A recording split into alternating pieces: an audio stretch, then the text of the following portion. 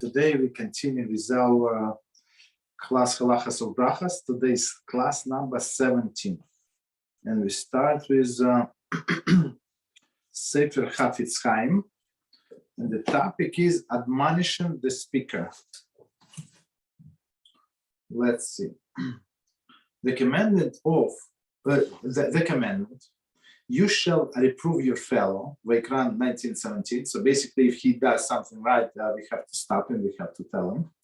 Requires a Jew to inform the sinner that his behavior is improper and attempt to convince him to mend his ways. In voicing his disapproval, one must be prepared to endure embarrassment and insult and should continue to voice his disapproval as long as the forbidden act is being repeated. So this this mitzvah is reproof, is rebuke, basically, right? It's I would say one of the hardest mitzvahs, because people are full of pride, full of arrogance, and you tell them they did something wrong, like they take it personally. And they go personally against you. They do not even question what they did is wrong or right. They're not going to look it up or ask somebody. So they go against you as personally. But you have to continue, right? Voice your disapproval as many times as he's continuing doing this, right? Even if one sees a little or no chance that his words will be heeded, he must nevertheless continue to protest.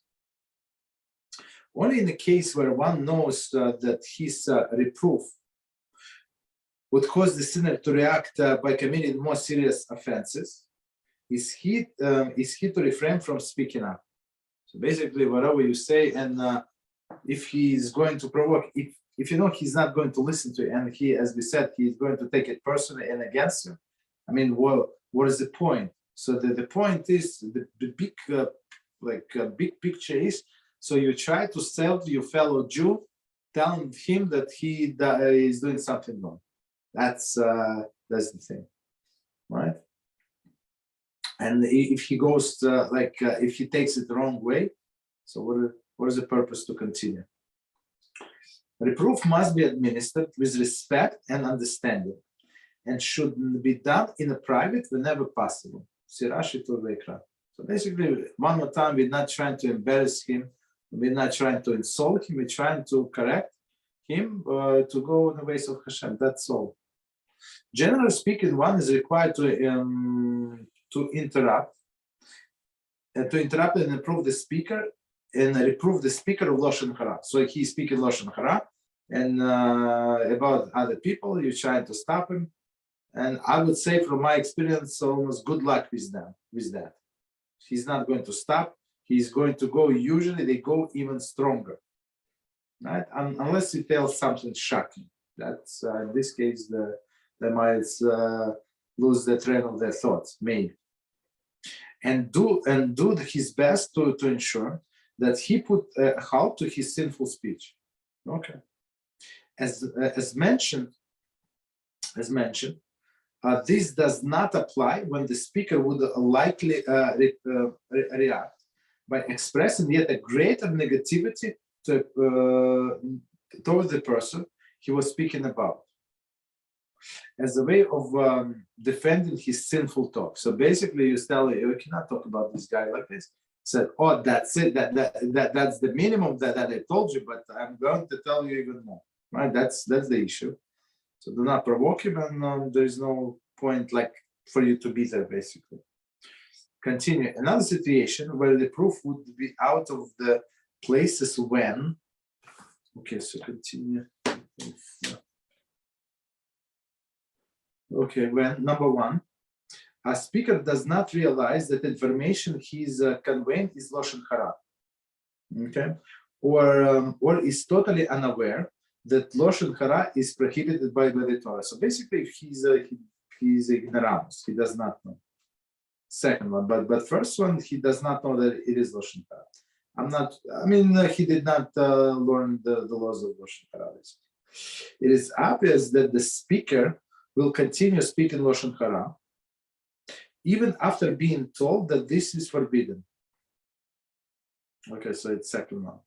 In such a case, reproof without would transform the sinner, the speaker, from the inadvertent sinner into the one who sins intentionally. Hence, it is better not to reprove him. So if he's going to go and, I mean, from my experience, it's most of the time. So all of the people, as I said before, that's my experience. They like to be right, and there is no doubt in anybody's mind that they're wrong. I mean, that's it. It's only my opinion or wrong opinion, right? So it's not so easy. So unless you're talking to learned people and you learn together, and the person knows that you care about him, and when I reprove somebody, I will always care. I'm saying only because I care about you. All other people that I do not care, I don't reprove them. That's the sign. Okay. All right. So let's start. So we're going to Shulchan Aruch with Mishneh Berurah. And we learn in the Siman 168. It's very interesting Siman because we decided to go a little in depth, right? 68, and topic is over which bread is to make blessing. So we were talking about if it's whole, if it's was cut, if it was of refined flour, like flour with impurity and stuff like that. So continue, see if number 6. It's very interesting and it's well discussed a lot, and I think it's this topic that we're going to cover right now. It's people ask the most amount of questions, and in our class, and I think in general.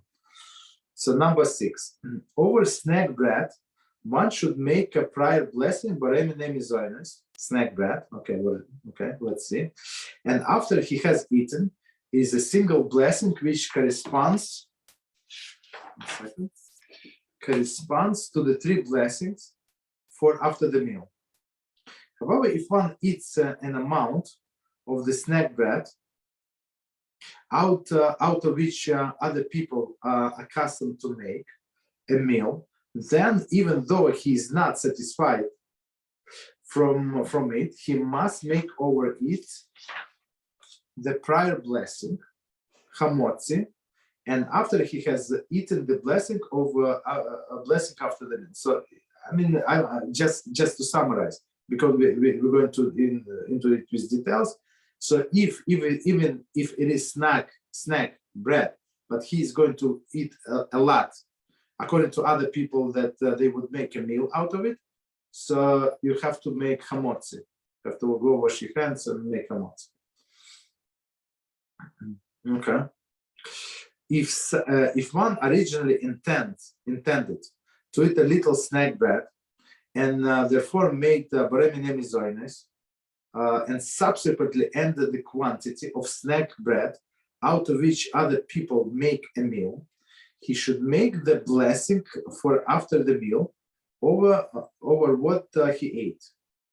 Okay, even though he did not make the blessing HaMotzi prior to the eating. Okay, continue. If one eats an amount of snack bread, so now usually it's mizonis. What is mizonis? We're talking about cookies. We're talking about cake, 100% mizonis. But since he eats a lot and it's a meal, so it becomes like a bread, like category of bread. We're going to explain all of this. There are a lot of commentaries. If one eats an amount of snack bread out of which other people do not make the meal, then even though he does make a meal out of this amount, he should make only blessing Baremi Zoines prior to eating it, right? And the single blessing, which corresponds to the 3 blessings for after the meal, after he has eaten. This is because his own attitude is of no consequence in these circumstances in the view of attitude of everyone else. Okay, so we finished. So basically, last part, just a summary because we're going to go. So from from the beginning. So last part says, in general, the general statement, that for example, that specific person, he very like tiny person, he weighs, I don't know, 50 kilos, right, 100 pounds. That's all. So he eats a little, just a little. So for him to be full and to have the whole meal, okay, beautiful. And to have the whole meal is actually little, right? But for other people, for a guy like me, it was like that's it. You understand? Or for most of the people, it's not going to be sufficient. So it's not going to be considered as a meal. Okay, so not meal is barem mizonos. Okay. Question. So the timing. So we start from the beginning with the commentary. So any questions, please ask me. No, I have one. Go ahead. You already, I mean, you didn't start. You have a question. Okay, go ahead, please. So what if you don't eat HaMotzi the whole day? Do you make grace after meal at the end of the day? Okay, so let's. Okay, so you've been eating the whole day. You are eating the whole day, everything, but not HaMotzi. For example, today I made some beans. And what if the whole day, the only meal I have is these beans? I make do I make the grace after meals or not? No. If you open your Siddur, maybe I bring my Siddur because I have art scroll. So maybe I mean Siddur meaning that you bought, like an electronic one, right? Yes. Electronic. So let me get it. 1 second. I think the number of page is the same, because the other day you say some number and I look and it was the same number. So I'm back. 1 second. So if you, I'll tell you what page is it. I think it's after the morning blessings. I can go through the menu to the blessing or by page. I enter the page. No. You can go. It's after the morning blessings, right? And it's everywhere. I think in our school it's after Birchas Hamazon. So I think it's a page 201 in your Siddur. Page 201. Yes. You have such a page or no? Yes, it's by number or by menu. Right, both ways of looking.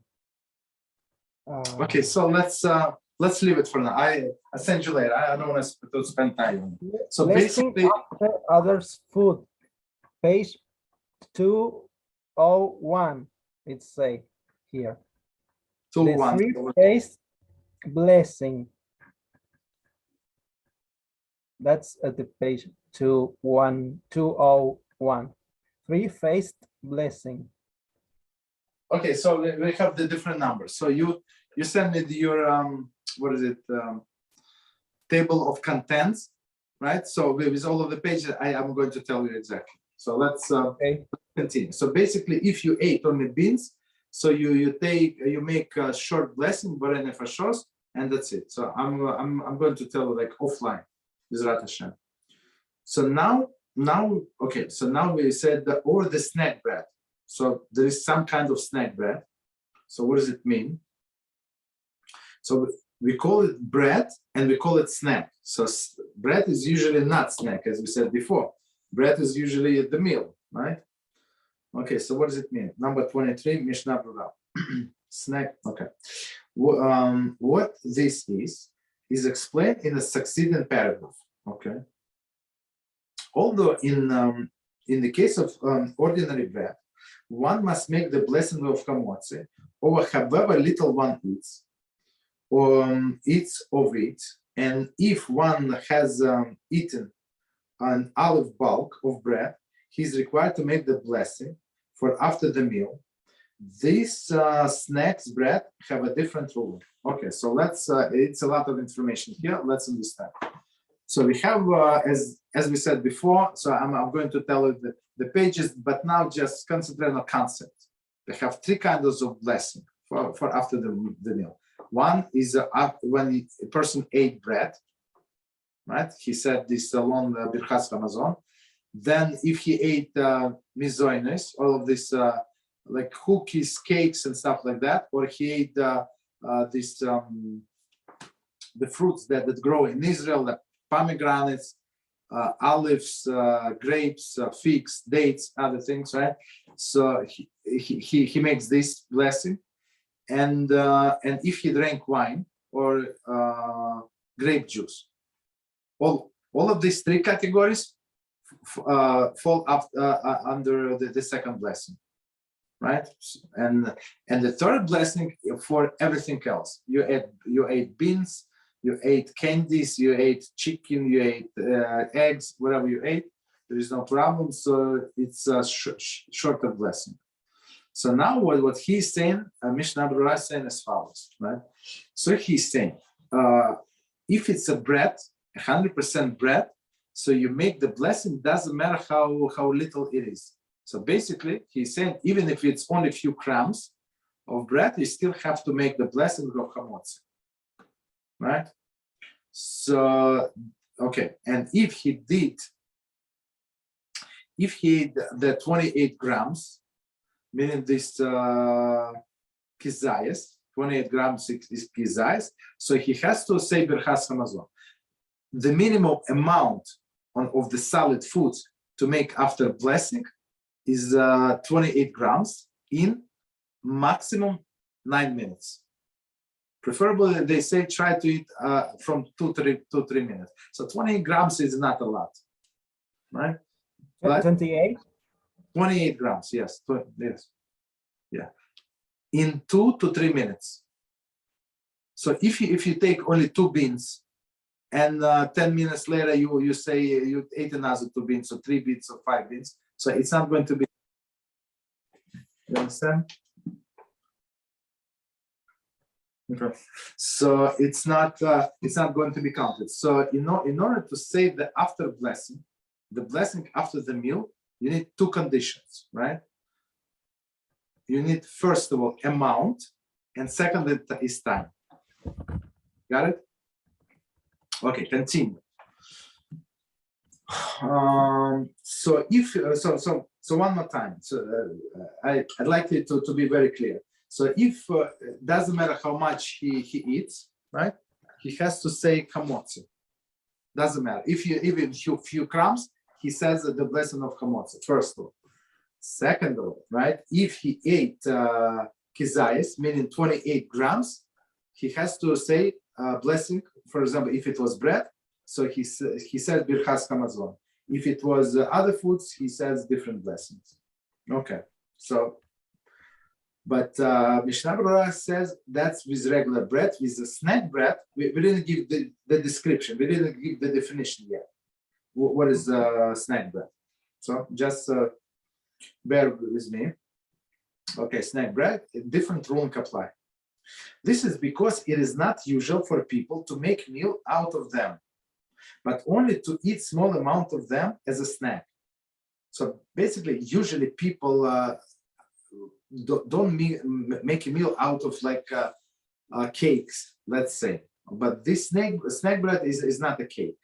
It's like cake, but we're going to see like with some filling inside, or some very, very sweet. Right, we're going to see.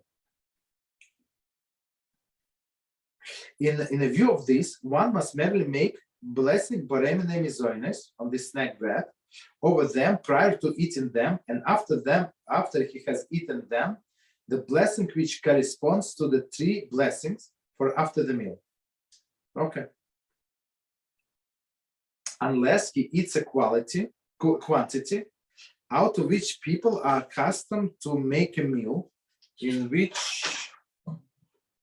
case he must make the blessing HaMotzi and the blessing for after the meal, since they are nonetheless bread. So let's try to understand what it says.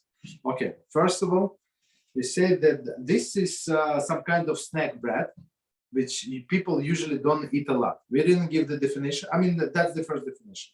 Something people usually use as a snack, not as a meal. For a snack, but not for a meal.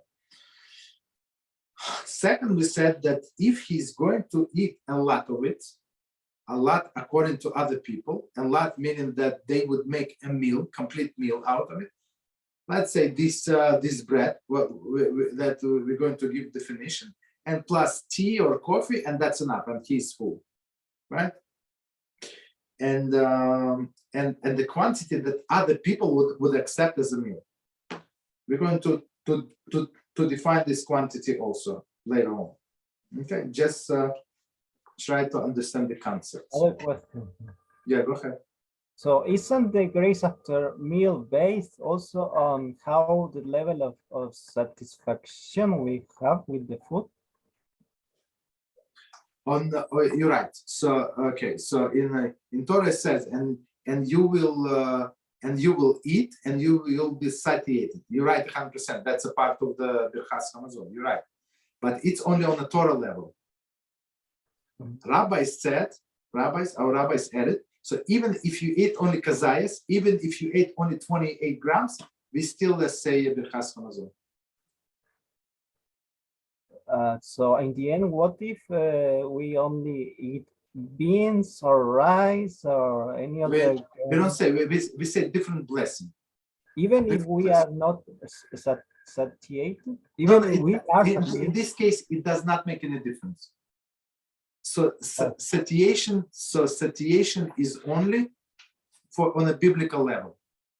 But on a rabbinical level, we're going only by quantity, which is 28 grams, and time, as we said, it's proper to finish in 2 to 3 minutes, according to all of the opinions, but up to 9 minutes. So if you finish your 28 grams of beans in 28 minutes, you would need to, in 9 minutes, you would need to say this blessing, after blessing. Not Birchas Hamazon, different blessing.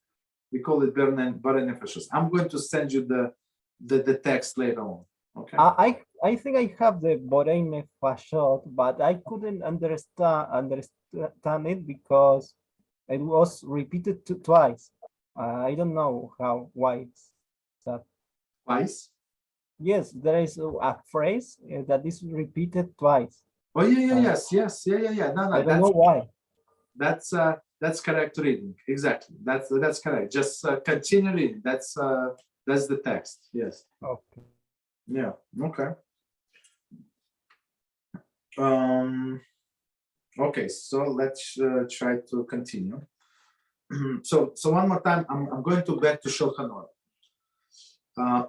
Over the snack bread, one should make the prior blessing, Borei Mizoines, right? So we say that the snack bread that he's going to eat less than the amount of the meal, a little bite, right? Maybe more than a little bit.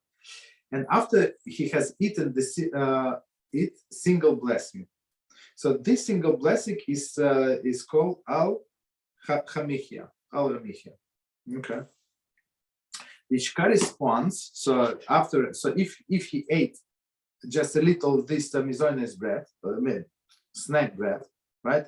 He says Borei mizones, right? And then he says the single blessing.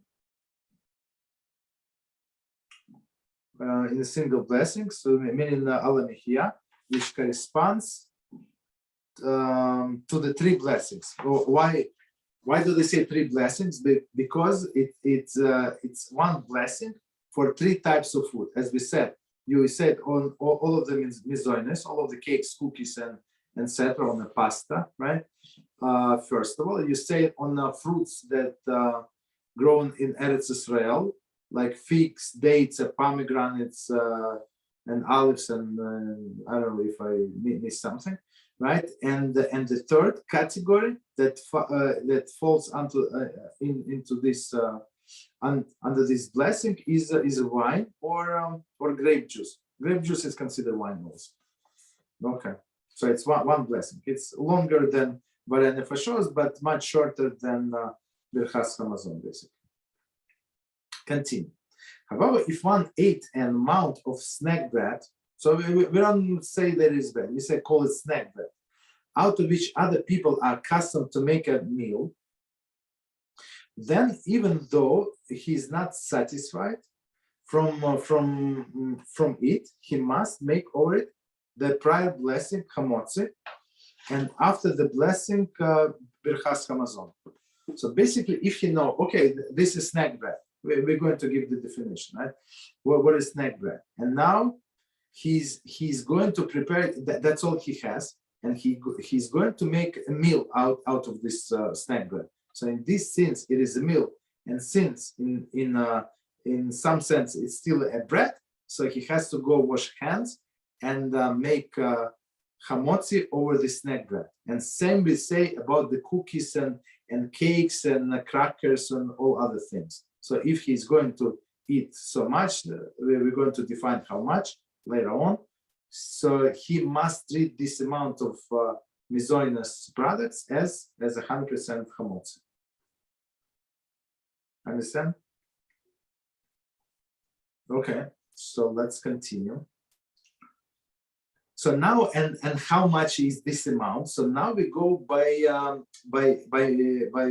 majority of the people. So maybe this guy is I don't know, he's 150 kilograms, right? 300 pounds, right? Big guy.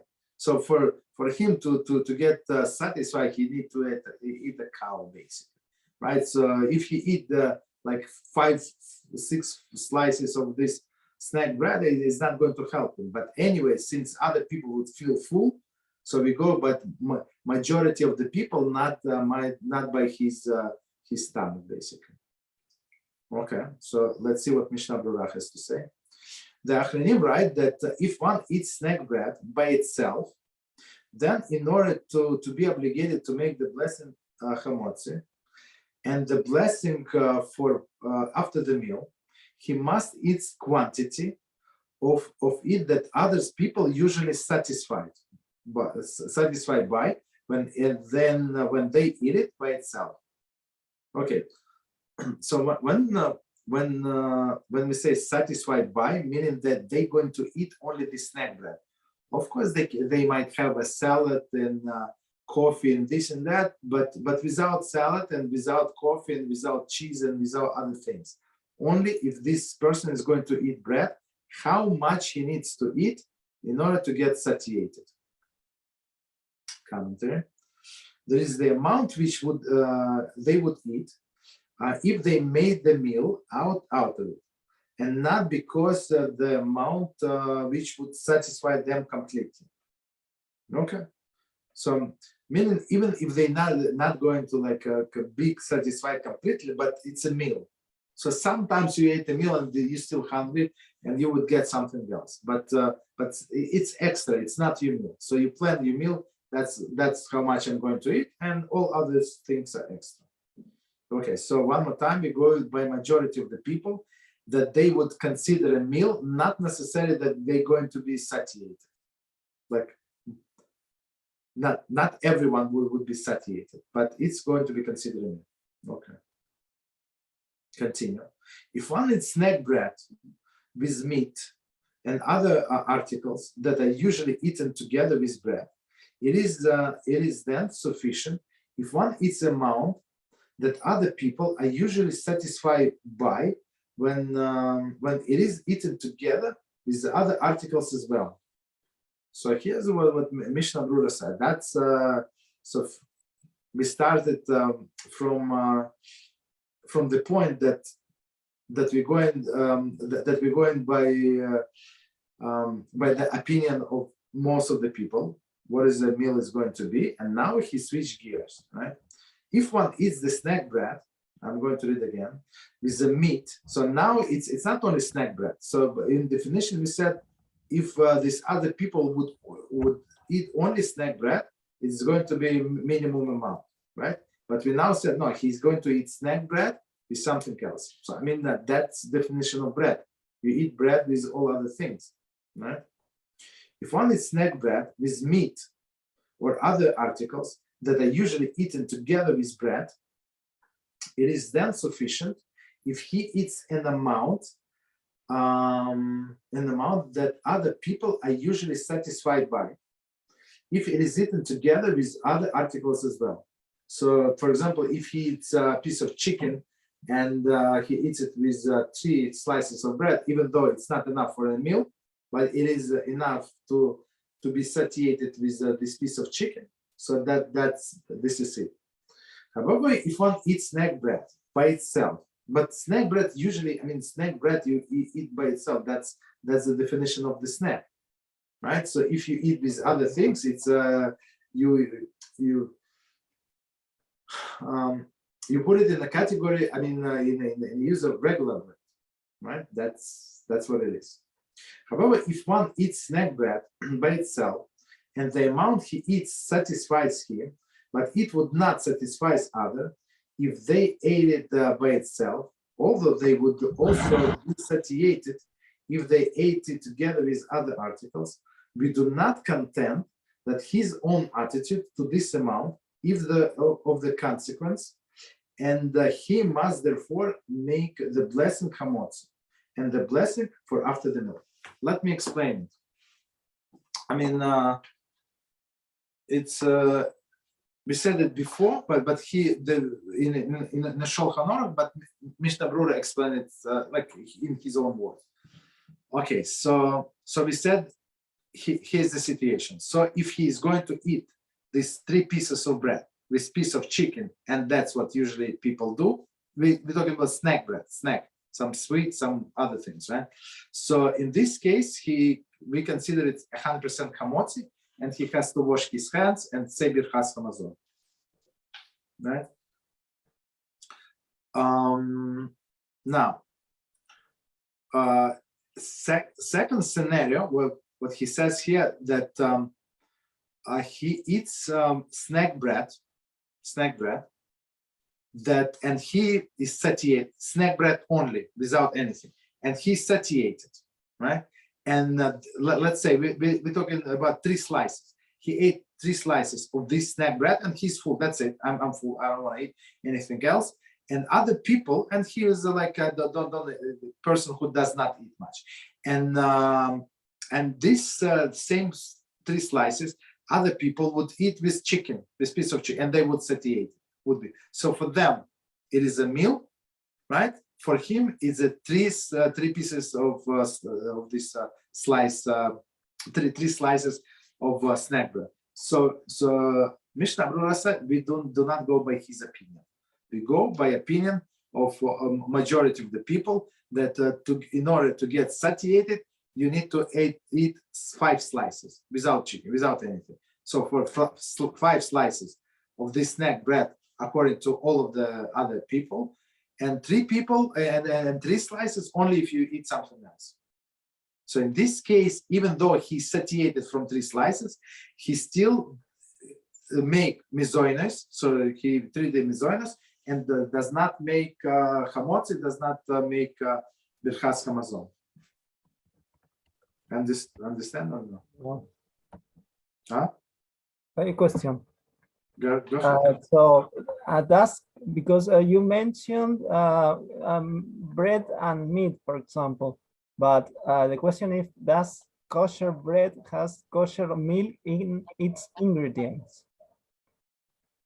I didn't get the question. So kosher bread and kosher meat? Has kosher bread has kosher milk in its ingredients? Usually we don't. In our Paskim said, do not make a milk bread. Do not make a bread with milk. Why? Because you made a big bread, and you in the morning you remember you ate it with yogurt, with other things, no problem, right? But you might get to eat it with meat, because it's normal for people to eat bread with meat. So that's why they say don't do it, or do it in a small pieces like that you're going to finish in one meal, and that's it. So we don't make big bread with milk, never. So that's it means that if you eat if you eat cake, then you cannot eat meat. If usually in all of the recipes, for example, that my wife uses, we don't never use milk, never. We have only one stove. Some rich people have two stoves. We have one stove. So we cannot make meat and milk in the same stove. So there's no place to basically to bake this bread. If you have two stoves, you can have milk stove and meat, but we have only one. So we do parev. Parev meaning like bread and other things, right? Not meat things or meat. So for 24 hours we wait and we do meat. That's it. So it's very simple. You don't have the opportunity. That's it. Yeah. But isn't cake made out of milk and egg? Of course you can. That's in many recipes, in many non-Jewish recipes. You write 100%. If you want the best tasting cake, you write 100%. You eat. You put milk and you put butter, 100%. But we don't use this. We use a special vegetable butter.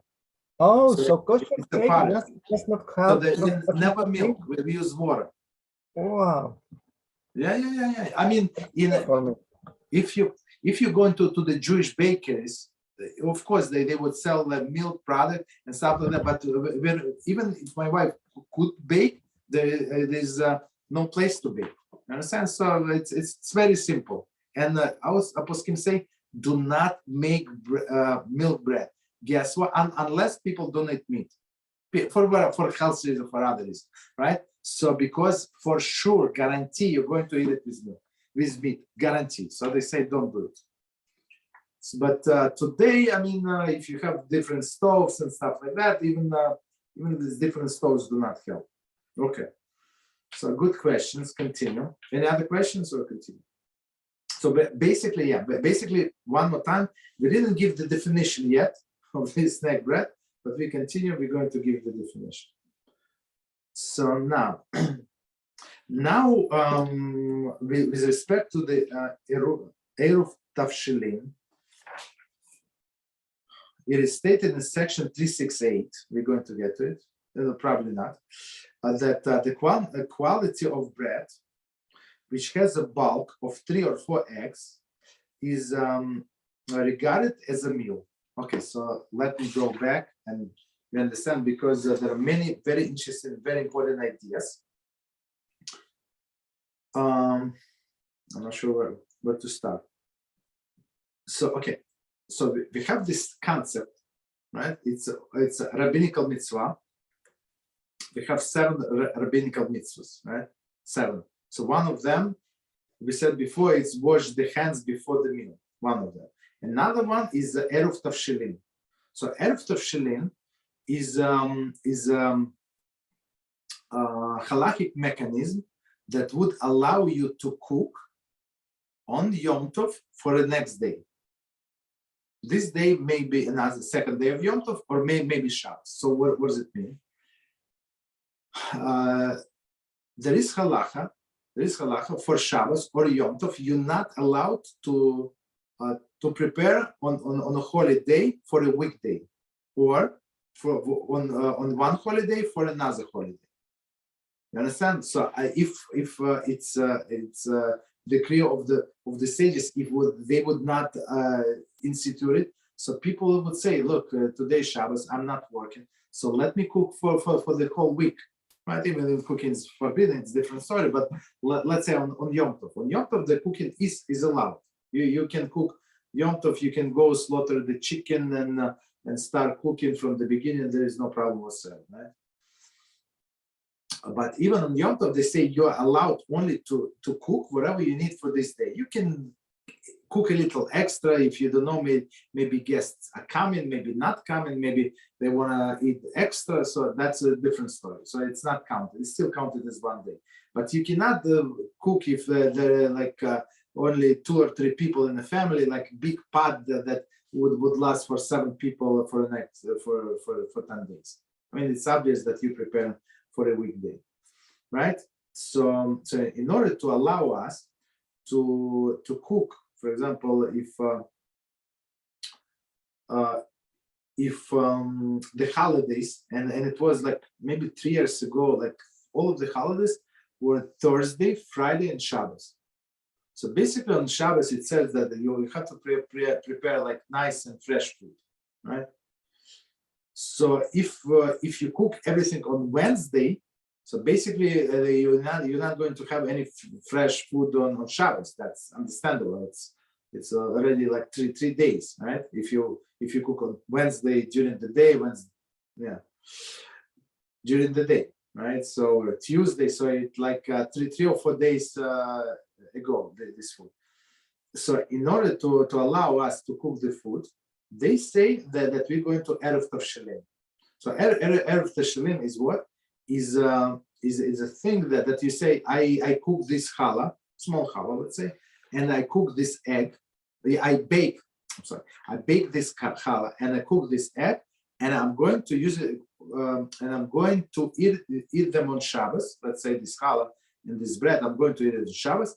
And it's like I started the process of cooking before Shabbos, even though today is only Wednesday, but I started before Shabbos, and I'm going to continue, and I'm allowed myself to continue on Thursday, which is first day of Yom Tov, and Friday, the second day of Yom Tov. So I'm not starting new process. I continue what I already started. It's same way that it is allowed, as we say, we can turn on the light on Shabbos and leave it open, right? You can, you're not doing anything actively in some sense, so you can draw a parallel. So basically you started the process before, but here it's a little different because you're actively going to do something else. So that's the concept of Erev Tavshelim. So all of the rabbis, they would remind you in the synagogue and everywhere, they're going to remind you 7 times, maybe more, not to forget to do Erev Tavshelim. They send you email and text message, whatever that, because it's very important. Because you're not allowed to cook food on Shabbos, or on Yom Tov for Shabbos, or on one day of Yom Tov to a second day of Yom Tov. So whatever you need, you can cook on that day, or there are other like ways how we can do that. Okay, so that's a concept of Erev Tavshelim. I have a question about the challah. Okay. Can you bake challah, or only women are allowed to bake a challah? No, anybody can bake challah. Anybody. So here, if I am living alone, can I try to bake a challah? Sure, absolutely, no problem. So in most of the bakeries, only men are working. Maybe women they sell that, but you have to be strong. These ingredients are very heavy, especially in commercial bakeries. They're heavy. This sack of flour and stuff like that, and you have to move dough from this place to another. Even though they have mixers, commercial mixers, but still, this is very, very difficult job. Right? Okay, so anybody can bake challah. Okay, continue. And okay, continue. One is forbidden on Shabbos or Yom Tov to go beyond the 2,000 cubits in any directions. Okay. What is the difference on any directions? 1 second. Maybe what I explained is not 100%. 1 second. 1 second.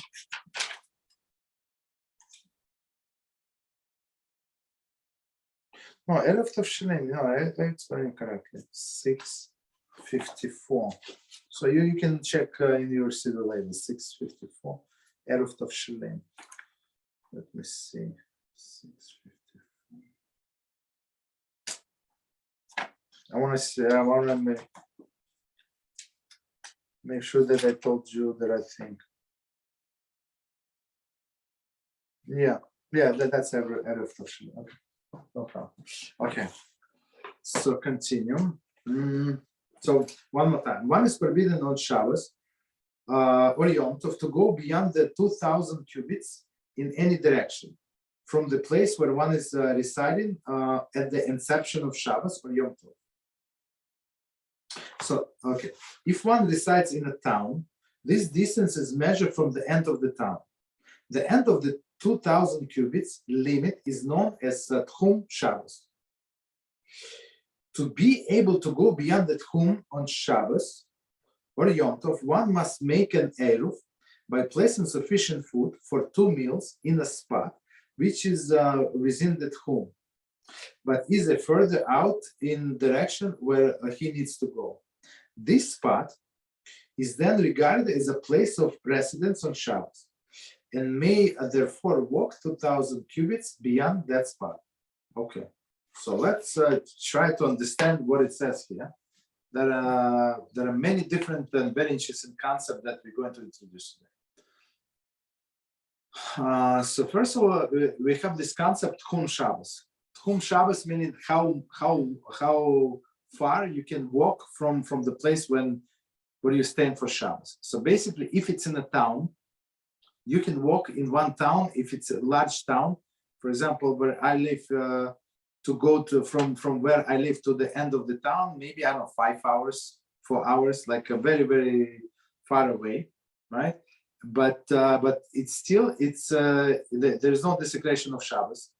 I mean, maybe it's not respect of the Shabbos, but basically there is no problem. You can walk these 4 hours because it's the same town. But from the end of the town, right? From the end of the town, you are allowed to walk only 2,000 cubits. What is 2,000 cubits? It's approximately 1 kilometer. In miles, it's 0.6 miles, plus minus, right? So basically, that's all. So if you live on the outskirts of the towns, that's all you can walk. So how does it play a role? Like, what's the difference? So we have few famous bridges in New York. I live in New York. So there is a Brooklyn Bridge.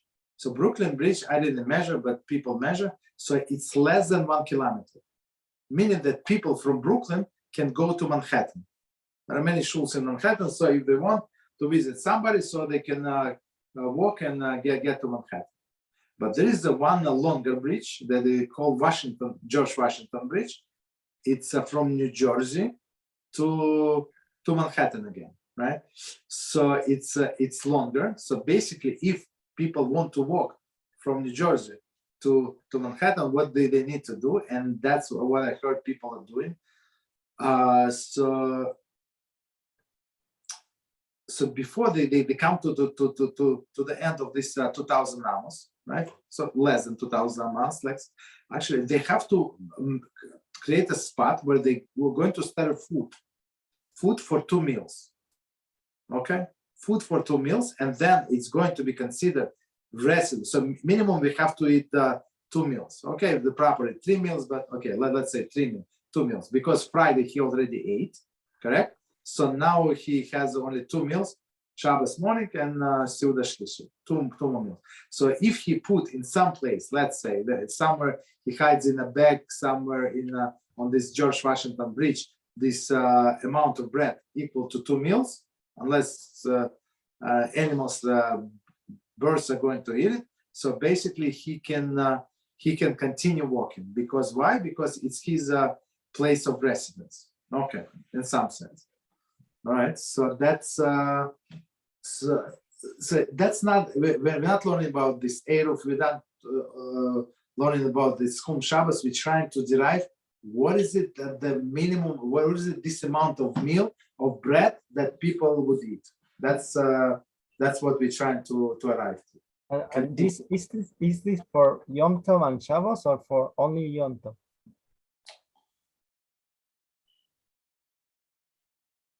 I said no, for Yom Tov one also.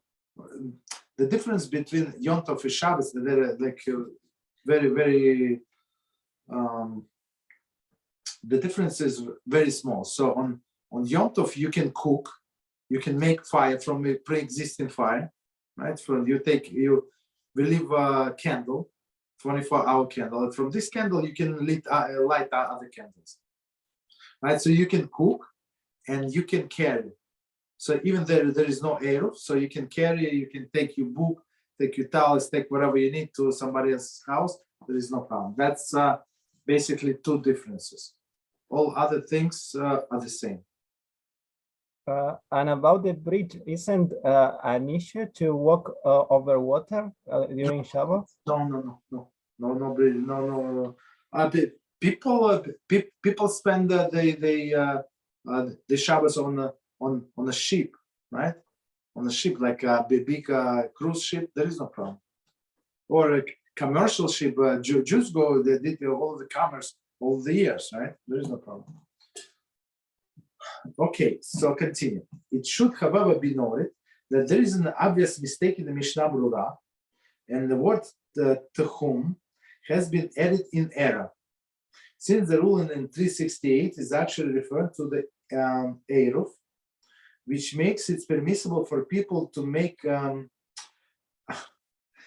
resides in the common courtyard to carry from the house to the courtyard, and from one house to another in the same courtyard.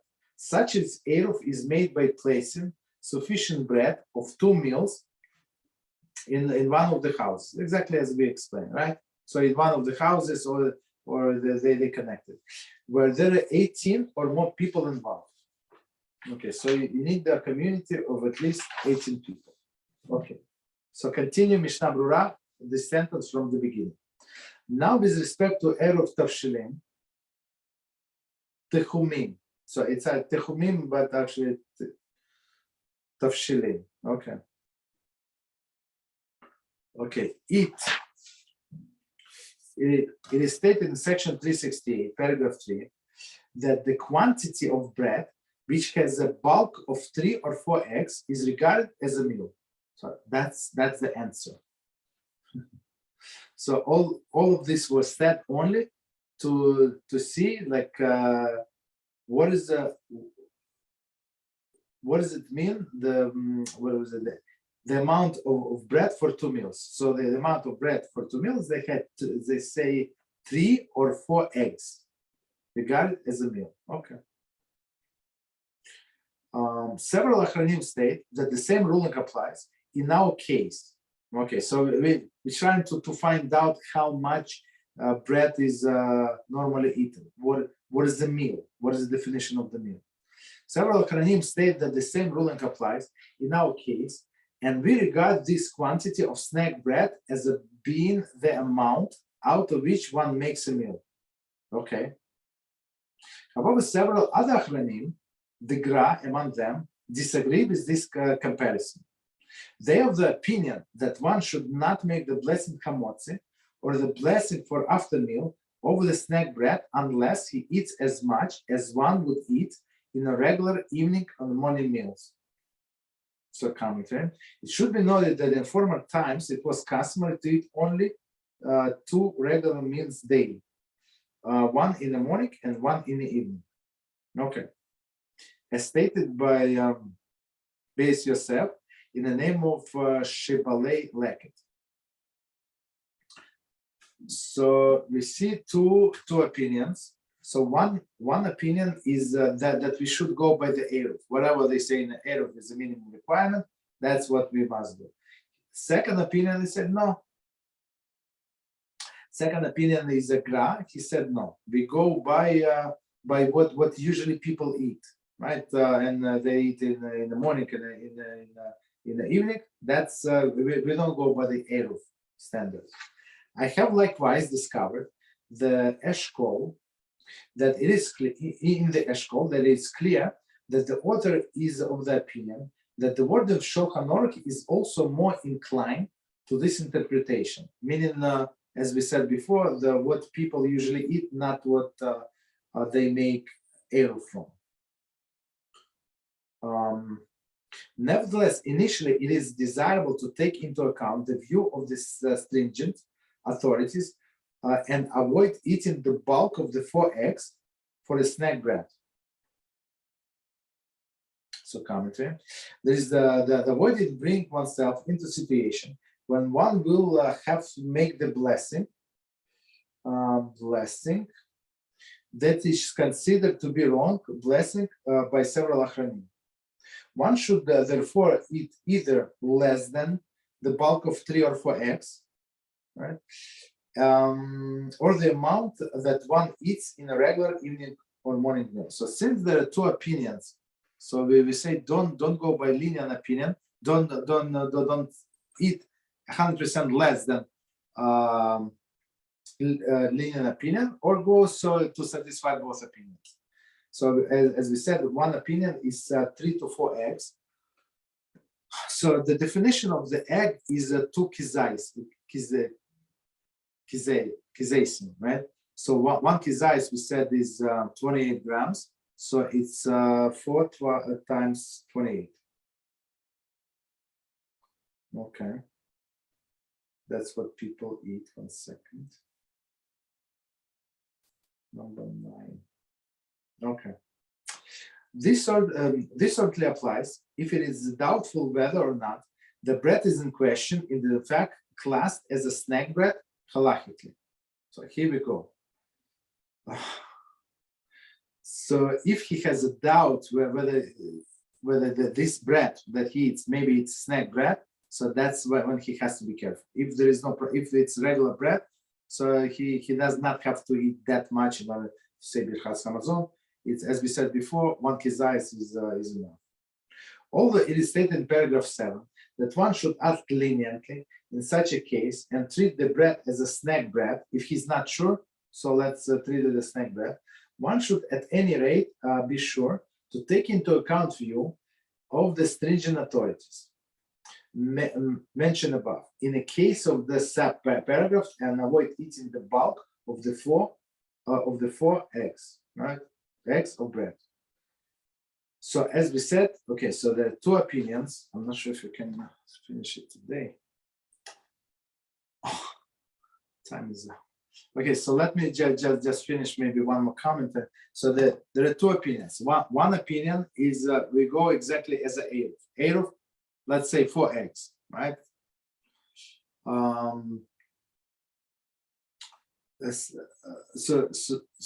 So eggs is 56 grams, right?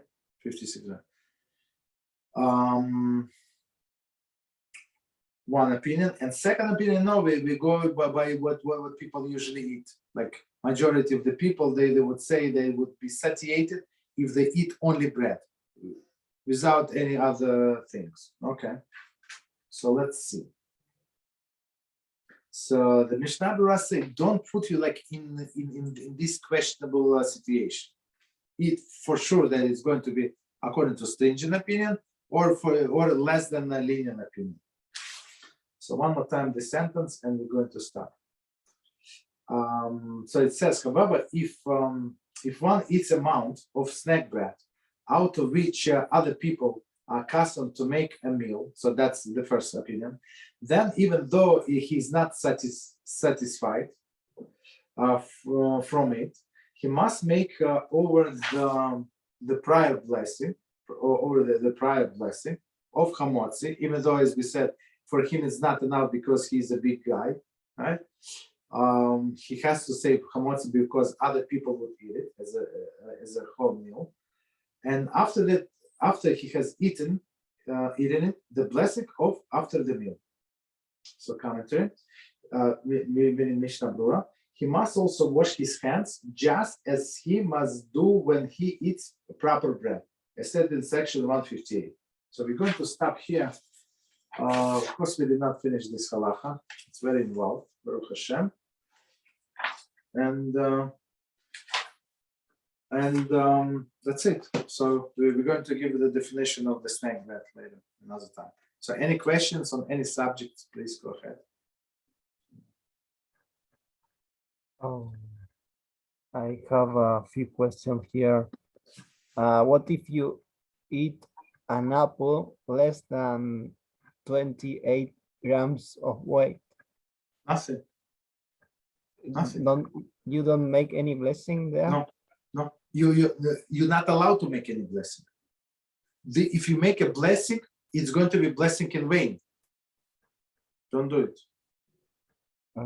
Okay. How many people are the minimum to establish a Jewish community in a city in diaspora?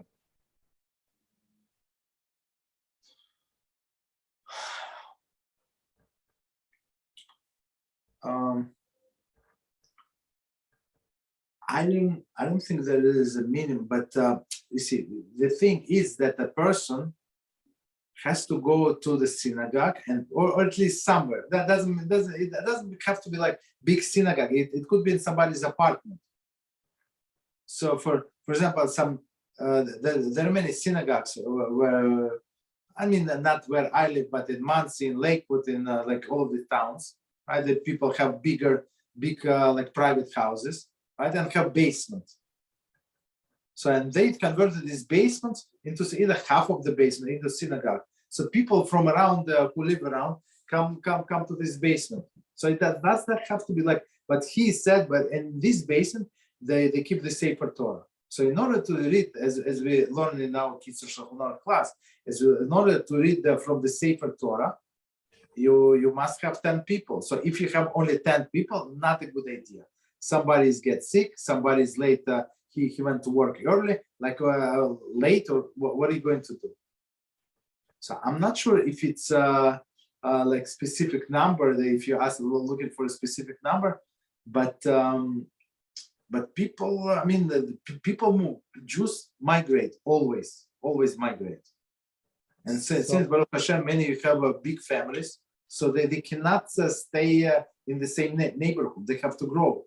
And the non-Jews understand what is going on, and they skyrocket the prices, right? So 5 blocks from here is one price, but but next to the Jewish neighborhood, it's like 3 times small.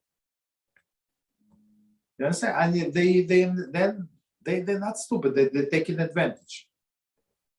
So maybe people don't make much money, so they have to migrate. They have to go somewhere else. Yeah, go ahead, son. So maybe it's also based on having a synagogue with a Sefer Torah to have a community. You see, we have a problem here in some communities that like there is like a small like township, and they do not allow building synagogues. Whatever is it, they would put like the government, the local government, have to give you a permit. In order for example, you bought a house and you want to knock it down, for example, and you want to build a synagogue instead of they're not going to give you a permit because the city council, all of these wicked people, they would not allow. So, but nobody can not allow me to have people in my house. You understand? So people can come to my house and pray. Is it called synagogue? No, it's my house. I have friends. To this the non-Jew, they come and watch football, right? They drink beers. So to me, they come and read the books. What's the problem? What's the difference, right? They cannot forbid it. But so it's not anti-Semitism here is on the rise. Don't think it's they like Jews so much. And the other thing is, can you use electricity if you see other people using technology on Yom Tov? No, on Yom Tov, as we said, on Yom Tov is like Shabbos. So if you turn on some like lights or air conditioner or whatever you turn on before Shabbos, there is no problem. Continue using. Yeah, but I'm talking about smartphones. No, you cannot. So basically, when I talk to people, I tell other like not religious people, like I say, can you imagine you turn off your phone? So when the scenario that I gave you, when Yom Tov is Thursday, Friday, and Shabbos for 3 days. 3 days, so because I have many reminders, and then sometimes I leave people message and it's shut off because a reminder kicked me out, right? I have to continue recording from another, right? Everybody I think experienced it. I have many reminders. I have to shut off completely. You understand?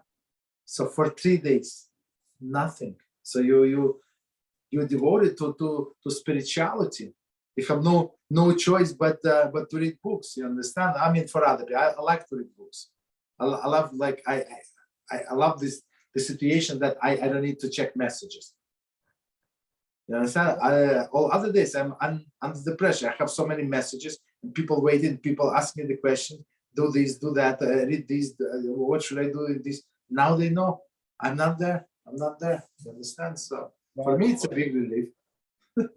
What if you see that lots of people are using their smartphone on Yom Tov? That's a Can you big follow problem. them?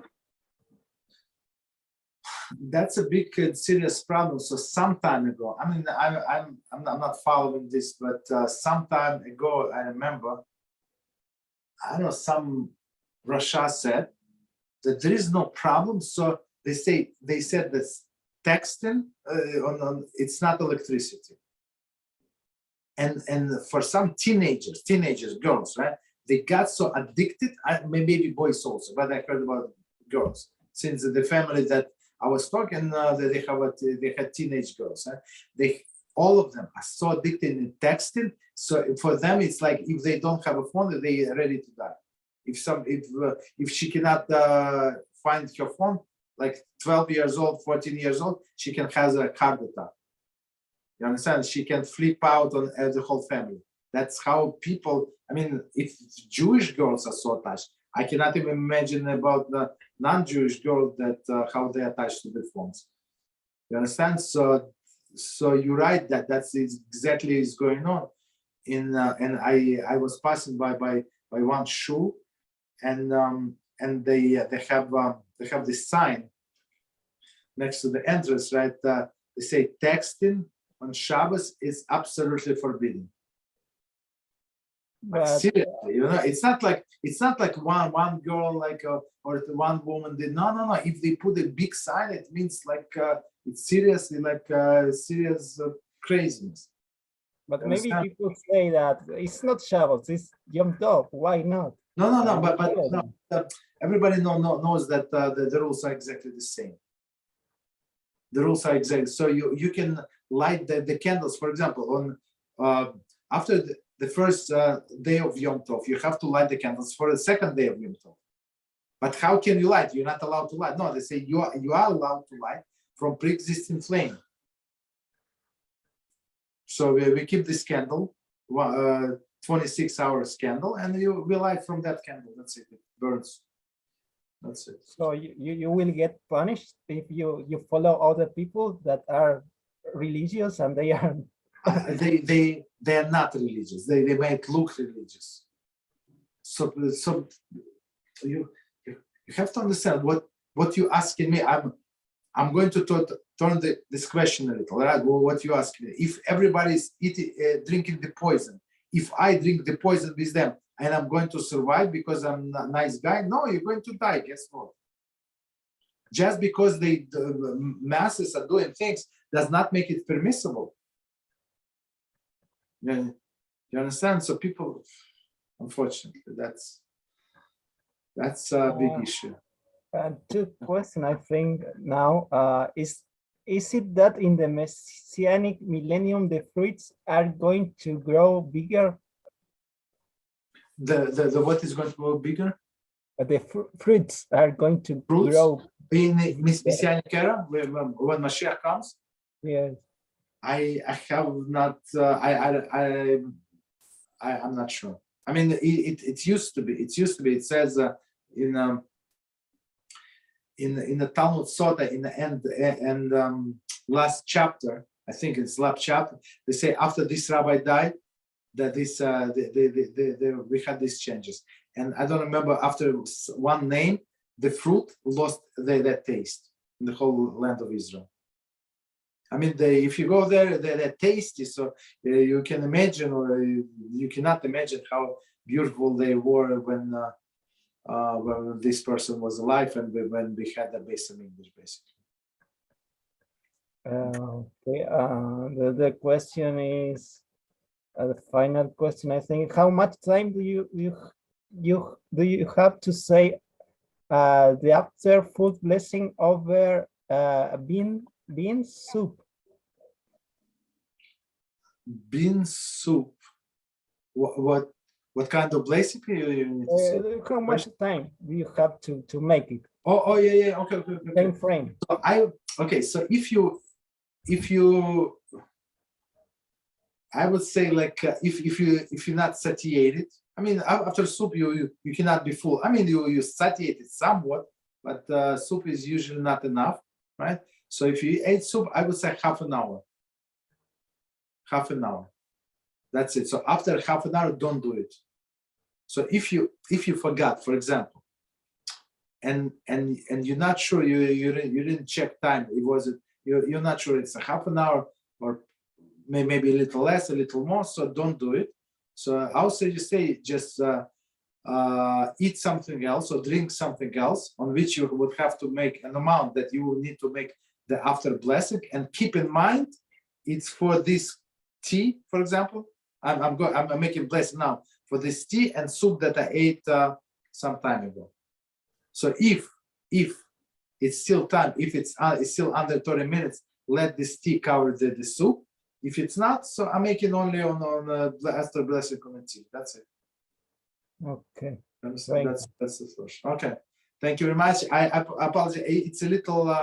It's a little technical, this thing, but it's we need to know all of these details. I mean, in order to derive right conclusion, and most of the people make this mistake with Mizoines bread, as we're going to see. Be'Ezrat Hashem. All right. Thank you. Good night. Good night. Until what? Until Monday morning. Be'Ezrat Hashem. Thank you.